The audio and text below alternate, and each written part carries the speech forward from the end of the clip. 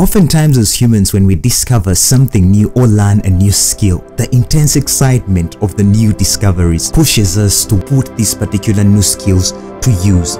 This excitement sometimes blinds us to what is enough and what is not enough. The biggest retouching mistake.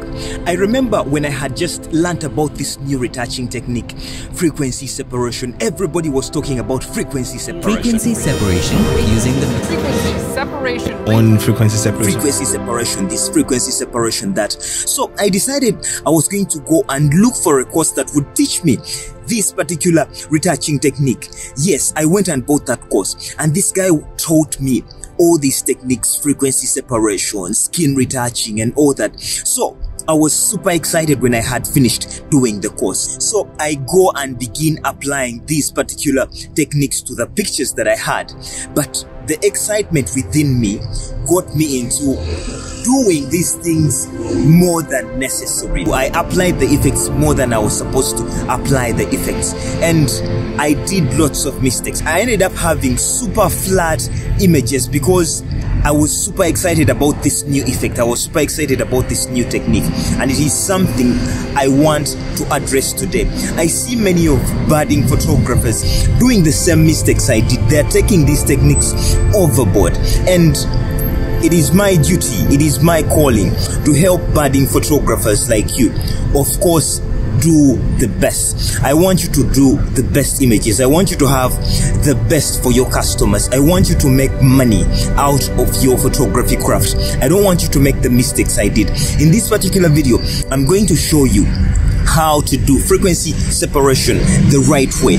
By the way, I have a high-end retouching masterclass. If you want to become a super great retoucher by next Friday, click the first link in the description below and enroll for the masterclass right now, so that you join the thousands of photographers that are already changing their photography. Anyway, let's dive into this video already. Of course, there are many mistakes we do during retouching. Apart from overly editing the skin, when they get an image like this, the first thing they will do is create frequency separation layers without doing any panel beating. The initial panel beating is very, very important before you get to do any form of retouch. Of course, you first have to clean up all this particular mess so that you find at least a somewhat clean sheet when you're going to do your frequency separation. I address all these things in the Retouching Secrets Masterclass. Actually, for those of you who have enrolled, I'm seeing brilliant results, and congratulations on that. Let us dive into the frequency separation bit now.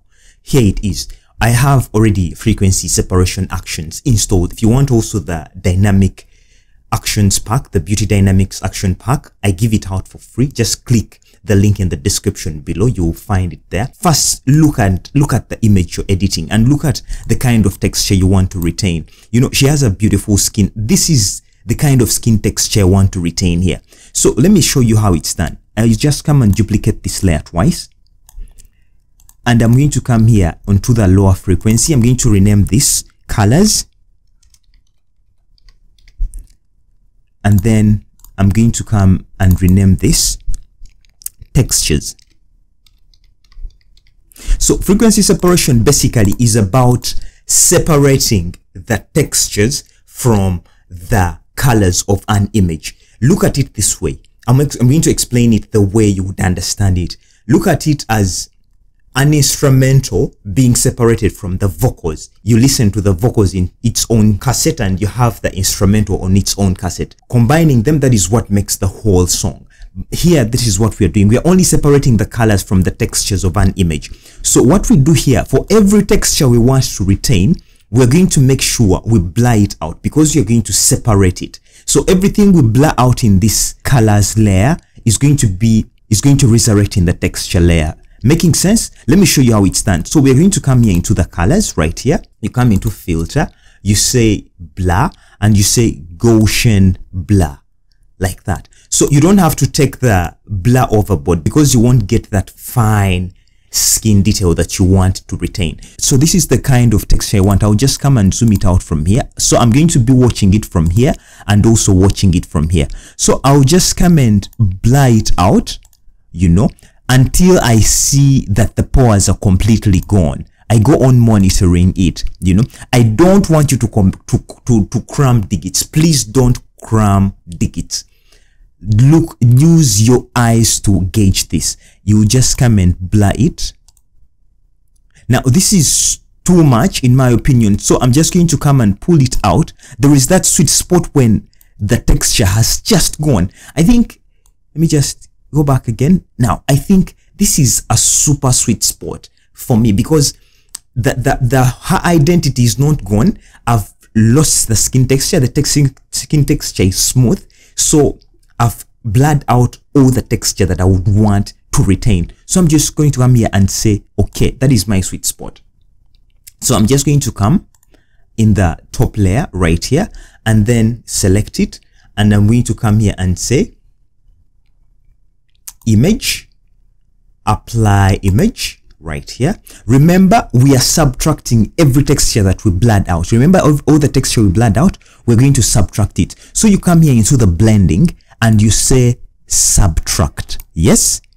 After saying subtract, you put the scale at 2 and you put the offset at 128. It is 128 because that is the center in between where red, blue, where the RGBs are all equal. That is when you get a gray. It is like when you used to mix primary colors. When you mix all the primary colors, you end up getting a gray brownish kind of shade. So here it is like that particular thing where you have the whole RGB equal. That is why it's 128. So we're going to come here into the layers panel, just right here, and then you're going to come and select the colors. Remember the textures we blurred out, we want to transfer them onto the texture layer. So we are going to select colors right here. Okay, so your image is supposed to be looking like this. We have all now the textures above. So we are going to come here and say okay.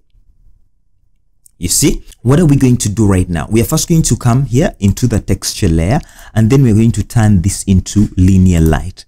Okay, so I'm going to move it again, and you see, now you see how the textures are on their own layer. Now that is what I'm talking about. These are just the textures, what I'm moving. These are the textures, and the tones are just right below. So we've separated the image textures from the rest of the image, and we also put the colors on their own layer. So what are we going to do right now? We are first going to remove the pimples. Yes, the big pimples. Then we work on the skin tones. Okay, so I'll just come here and create a black and white adjustment layer just to bring the pimples right on top. So I'll just crush the reds so that the pimples are all emphasized, and I'll just come on the textures, and I'm going to do this super fast. I'm going to use the clone stamp. I love using the clone stamp because it just copies and pastes the actual skin textures. So like that, and then, oops.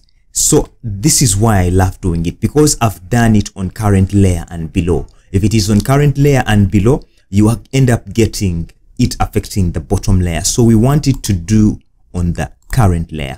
So I'll just come here and just clean. Faster. I'm going to do really this roughly. I'm not going to do it really as I would do it in a masterclass, because it is, I don't want the video to be so long. You people are always complaining, but your videos are too long. Your videos are too long. So most of the times I'm doing these videos for people who are really starting. If you're an expert, I think you're better off going to another channel really that teaches experts, because this channel is for people who struggle. Like I struggled, so I know how it feels like going through a class where somebody is just rushing through stuff.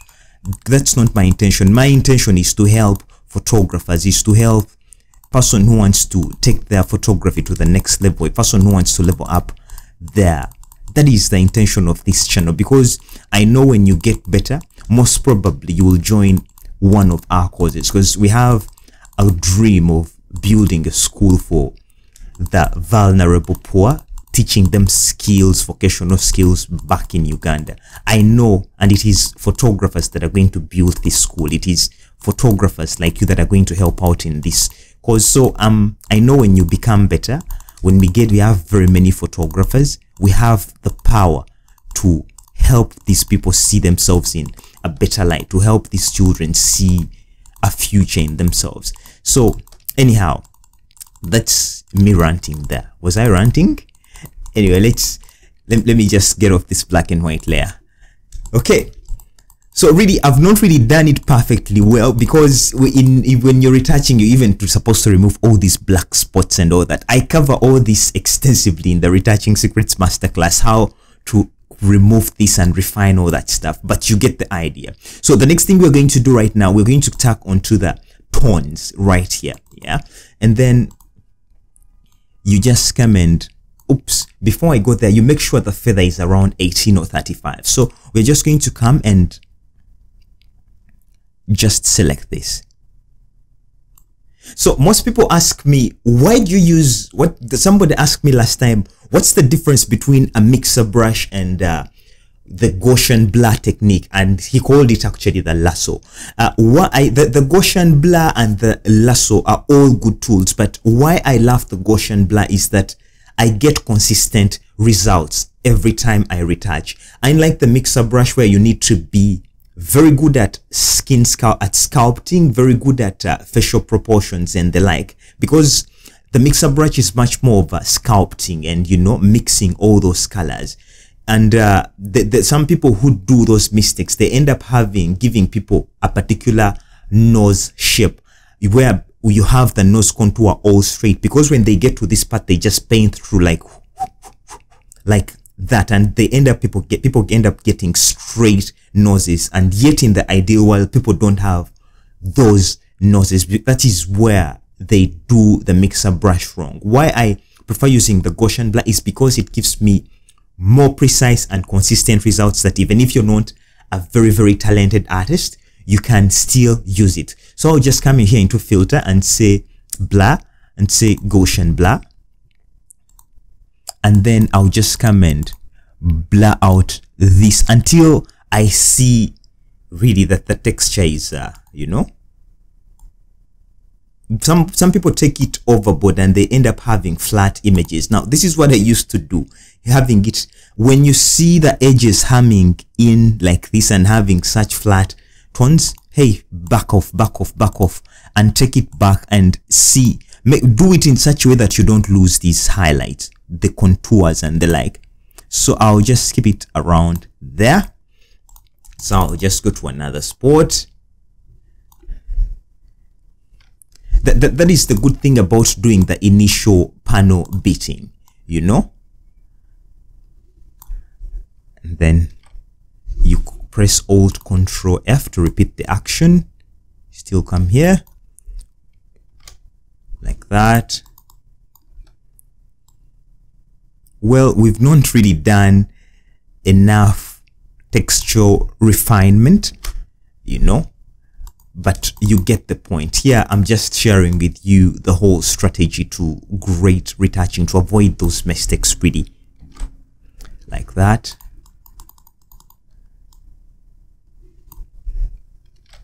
Like that.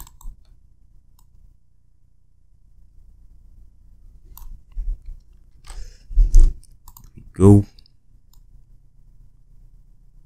I just go on actually repeating the same action over and over again until I get the actual refinement. Let me just go into the neck area right there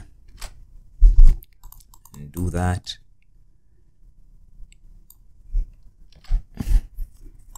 Here. So we're going to just come and go back to the texture layer, and I tried doing a bit of refinement here into the skin.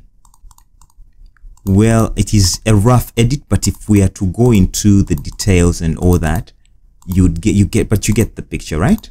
And so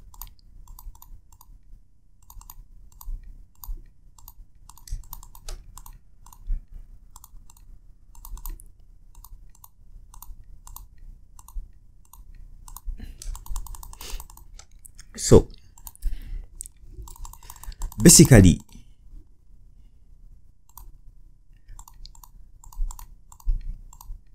now here it is. I'll just put this in a group just to show you how it how it was before and after. In the frequency separation, in the retouching secrets masterclass, we go into details of skin refinement, removing blotches, aligning all this stuff in a way that it refines the skin, in that when somebody looks at their pictures, they feel like, wow, this is just a strategy of you, but look at where we've come from. Now that is the before and that is the after. You see how we've just only done a little bit of touch up, still maintaining the textures, still maintaining the skin tones, still maintaining the contours with more depth without making the image flat. Now that is one thing you should put in mind. Don't make that mistake of overly taking the frequency separation overboard. Okay, so I'll see you in the next tutorial. At least you know what not to do in your next retouch. If you loved this video, leave me a comment below, tell me what has resonated with you, and I'll see you in the next video, and adios.